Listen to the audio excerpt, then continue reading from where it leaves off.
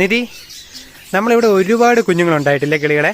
അപ്പം ഞാൻ പുതിയൊരു വെറൈറ്റി കിളിയെ കൊണ്ടും തരട്ടെ കയ്യിൽ. പിടിച്ചോ. കുഞ്ഞാണ് കേട്ടോ, വലുതായിട്ടില്ല. പക്ഷെ എൻ്റെ സൈസ് നോക്കിക്കേ.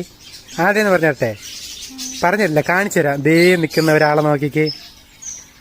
ആദ്യമായിട്ടാണ് നമുക്ക് പ്രാവിൻ്റെ കുഞ്ഞിനെ കിട്ടുന്നത് കേട്ടോ. ഫിഞ്ചസ് തൊട്ട് നമുക്ക് എല്ലാ വെറൈറ്റിയും കിട്ടാറുണ്ട്.